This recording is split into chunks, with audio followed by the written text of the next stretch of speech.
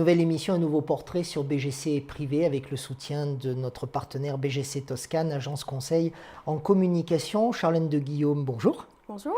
Merci d'être avec nous. Vous êtes une jeune auteure à succès, repérée aujourd'hui par les éditions Revoir. C'est pas votre métier, c'est votre passion. Oui. On reviendra sur votre métier. Vous êtes docteur ingénieur en chimie. On reviendra sur le métier dans un instant et sur le rapport, les liens ou pas d'ailleurs, qui peuvent exister entre l'écriture et votre profession. Pourquoi l'écriture ? Alors, pourquoi pas déjà? Ce serait facile de répondre ça. Je sais pas, c'est instinctif en fait, tout simplement. Donc, Vous écrivez depuis quand ? Depuis toujours. J'écris vraiment depuis toujours. C'est-à-dire que depuis que j'ai appris à écrire, j'écris en fait. C'est naturel, c'est spontané, c'est un besoin, une envie. Et qu'est-ce qui a fait qu'un jour, vous avez osé proposer un manuscrit à un éditeur ? En fait, la route a été longue, ou plutôt, je dirais pas semée d'embûches, mais elle a été marquée par des longues pauses. Donc j'ai commencé d'écrire quand j'étais vraiment petite. Donc j'écrivais des poèmes, je remplissais des cahiers, bon voilà. Quand j'ai eu 11 ans, à peu près, pendant mes vacances d'été, j'ai écrit une petite nouvelle, enfin un petit livre d'une trentaine de pages. Et ma mère l'a fait imprimer, pas éditer, hein. Elle l'a fait imprimer. C'est mon frère qui, pour le coup, dessine très bien, m'a fait la première de couverture. Et en fait, ma mère l'a fait imprimer en plusieurs exemplaires pour que je distribue aux camarades et à la famille. Et voilà, donc ça a été un temps fort, entre guillemets, parce que j'ai vu un petit livre avec mon nom dessus. Et voilà, ça faisait un petit peu sérieux parce que c'était tapé, c'était pas que l'écriture manuscrite. Et puis après, donc, j'ai fait mes études, longues études. J'ai pas pris le temps d'écrire, de me lancer dans un projet d'écriture vraiment concret et complexe. Mais j'écrivais toujours voilà, sur un coin de table, dans les soirées étudiantes, ça me passait par la tête. Mais un jour, c'est vous qui, et non pas votre maman, c'est vous qui avez eu envie d'appeler un éditeur. Et vous avez donc appelé Paul Colli. Alors oui, Paul Colli, mais en fait c'est très, très étonnant. C'est-à-dire que j'ai commencé à me dire que j'ai eu l'envie qui est remontée en fait en 2015, où là je me suis dit il faut que j'écrive vraiment, mais un roman, du début à la fin. Et en fait, je me suis lancée dans cette écriture et jusqu'au point final, je me rappelle, c'était en décembre. Et en fait, je me suis dit, mais qu'est-ce que je vais faire maintenant que j'ai terminé d'écrire mon livre? Et j'ai commencé à regarder un petit peu sur Internet comment les gens se faisaient publier. Et je me suis rendu compte que beaucoup de gens écrivaient, alors que moi, je n'avais pas trouvé l'exercice facile en fait. Hein, ça demande beaucoup d'implication, beaucoup de temps. Et puis voilà, il faut rester... faut s'accrocher en fait, hein. Il y a des écueils à éviter, quoi. Et en fait... Est-ce que le regard des autres, donc la lecture des autres, vous en aviez peur, vous en avez toujours peur ? Pas le lecteur, hein, on est bien d'accord, l'éditeur, celui qui va dire « Ok, je publie Charlène ou pas ». Alors, je ne me suis pas vraiment posé la question en fait. Et en fait, ça s'est fait vraiment, j'ai eu de la chance, ça s'est fait vraiment simplement. Je pense qu'il y a eu un alignement de planètes parce que Paul Colli, je l'ai rencontré 2 ou 3 ans avant de commencer à écrire vraiment mon livre. Et on s'était rencontrés à une exposition sur un thème qui n'avait rien à voir, c'était des farines biologiques. Et en fait, en discutant, il me laisse sa carte en me disant je cherche toujours du monde dans mon comité de lecture, si ça vous intéresse, voilà. Parce qu'on avait discuté un peu lecture. Et donc, j'avais sa carte dans un coin de bureau bien précieusement gardée. Et en fait, le jour où j'ai mis ce point final et que je suis allée sur ces forums, que j'ai vu que c'était compliqué de se faire éditer, je me suis dit, ah mais c'est vrai que j'ai la carte d'un éditeur dans mon tiroir de bureau. Et donc je l'ai contacté et Paul Colli m'a appelé le soir même en me disant, non, amenez-moi le tapuscrit, je voudrais le voir. Et donc je lui apporte le tapuscrit et 4-5 jours après, il me rappelle en me disant, mais je vais vous publier. Mais je vais quand même le donner à mon comité de lecture puisque c'était son process. Et en fait, voilà, le comité de lecture a confirmé que le souhait de la maison d'édition de me publier. Et quelques mois plus tard, ça a donné « À marée basse, certaines îles se rejoignent ». C'est ça. Ça parle de quoi ?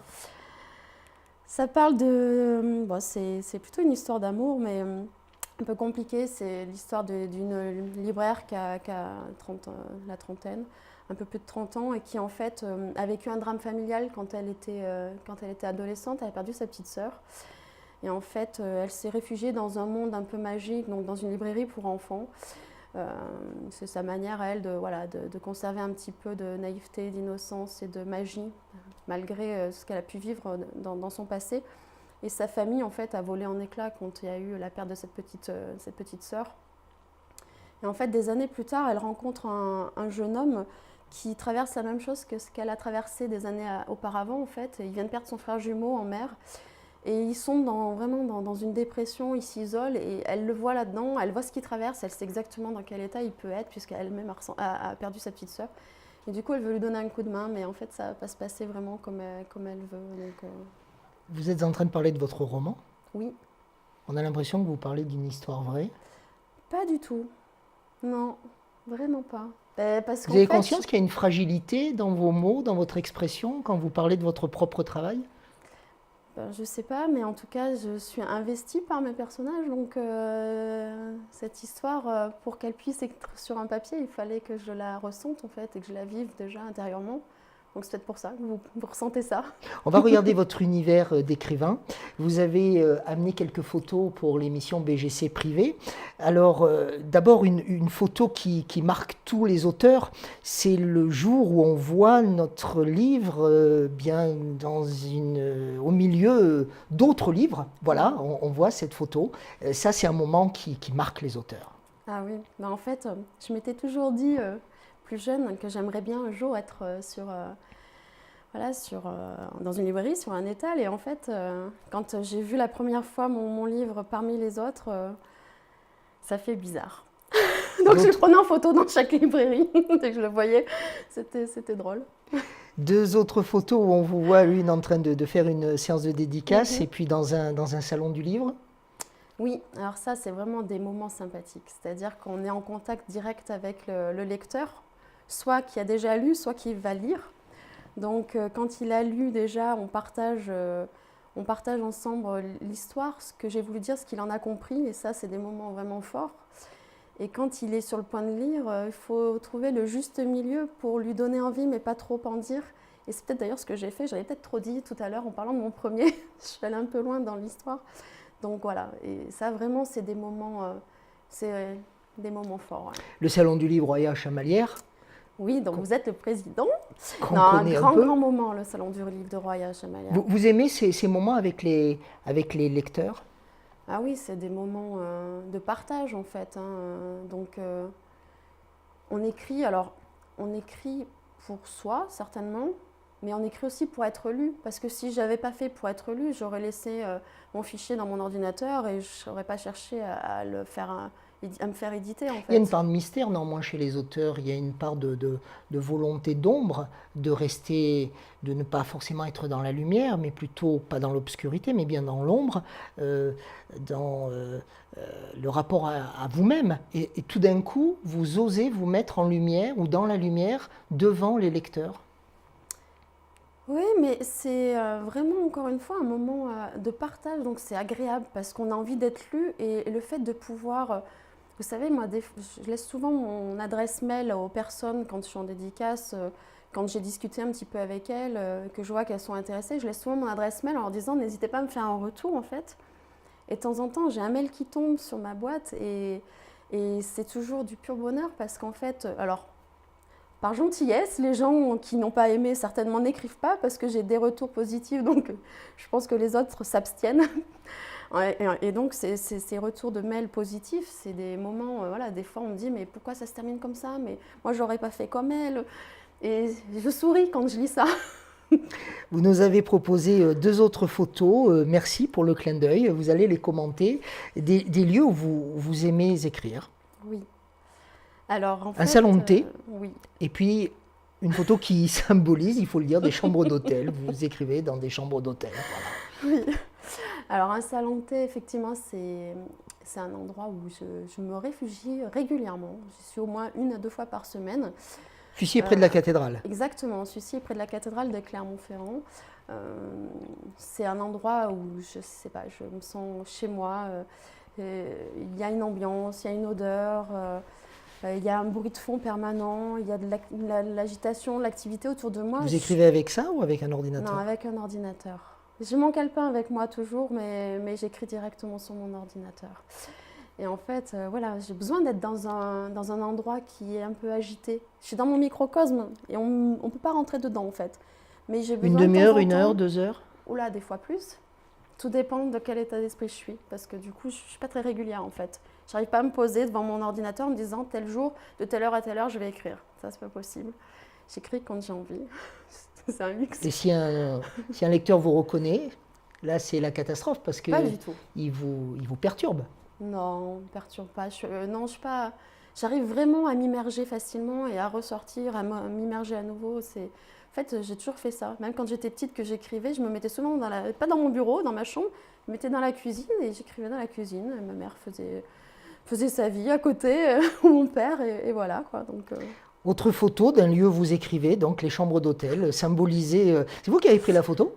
Parce qu'elle oui, dit plein de choses, la photo. oui, Bon, il y a des bottes de femmes, à même le sol, et puis ce sont des mouchoirs, donc il y a un oui. côté à la fois sensuel et à la fois triste. Oui, alors c'est vrai que dans le cadre de mon métier, alors mon ancien métier, surtout, j'étais beaucoup, enfin très très souvent en déplacement. Là, c'est dans une chambre d'hôtel à Paris. Je sais pas, ce soir-là, je devais être fatiguée particulièrement et un peu triste.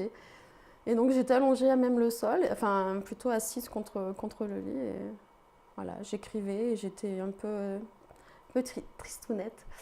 Et en fait, au moment où j'ai vu la scène, je suis un peu un clown triste, c'est-à-dire que quand j'ai vu la scène, j'ai souri intérieurement. Je me suis dit, je vais la prendre en photo parce que vraiment, c'est risible. Aujourd'hui, vous en riez.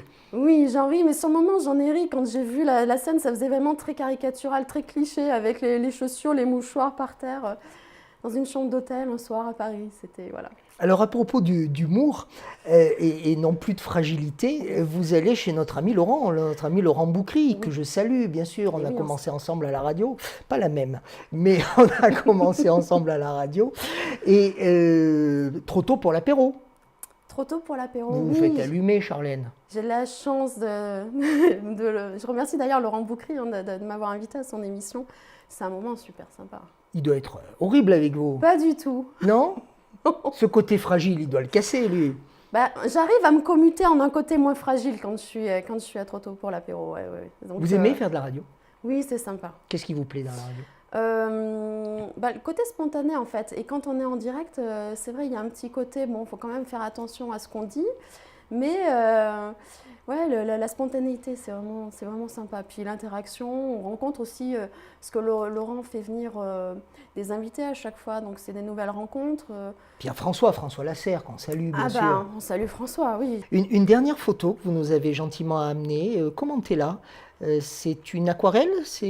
Oui, en fait, c'est une aquarelle que j'ai achetée place du Tertre à Paris, donc qui représente voilà, ces personnages qui sont sous des parapluies alors qu'il ne pleut pas. Et en fait, c'est une aquarelle que je décris dans mon second roman, Les Temps mandarines. Voilà, mon héroïne, elle est graphiste et elle dessine beaucoup. Et donc, je lui ai attribué cette aquarelle, même si elle n'est pas d'elle. Et voilà, donc je décris cette aquarelle dans cet ouvrage. Ce second roman, 2017, il s'ouvre sur une citation de Paul Éluard. « Il n'y a pas de hasard, il n'y a que des rendez-vous ». Pourquoi cette citation d'Éluard? Parce qu'elle illustre très bien ce roman.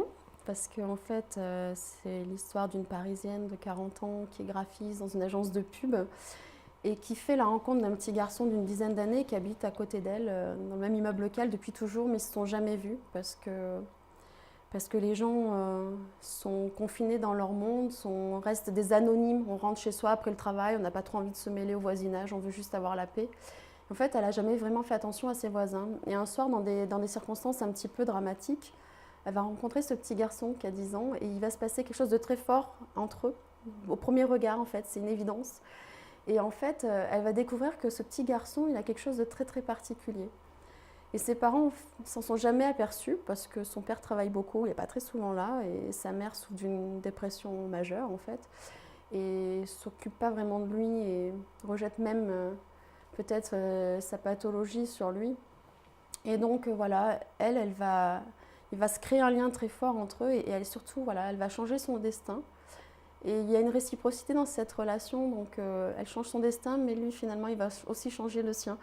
Et en fait, ils n'auraient pas habité côte à côte. Ce petit garçon, il aurait eu un destin peut-être beaucoup plus, pas transparent, mais beaucoup plus simple et très différent. Ouais. C'est aussi aux éditions Revoir. J'avais promis qu'on parlerait de votre métier. Vous êtes docteur ingénieur en chimie. Vous avez été directrice de clientèle en agence de communication santé, chargée de mission en sciences de la vie et de la santé au Conseil régional Auvergne-Rhône-Alpes. Vous êtes expert scientifique régional en cardiologie. Vous êtes aujourd'hui chargé de mission santé, recherche et innovation au Conseil régional Auvergne-Rhône-Alpes. 360 degrés par rapport à l'écriture. Oui, ben j'ai fait de la science. J'ai étudié la science parce que j'aime tout comprendre. Et puis voilà,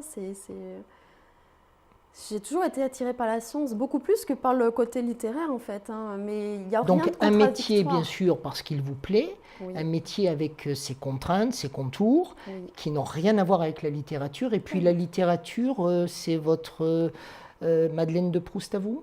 Oui, c'est ma passion. En fait, c'est pas vraiment un 360 enfin, ou un 180, c'est complémentaire. On peut faire deux choses très différentes à la fois. Vous pourriez puiser un sujet de littérature dans un de vos quotidiens professionnels? Par exemple, d'ailleurs, dans les temps mandarines, mon héroïne, elle est graphiste dans une agence de pub.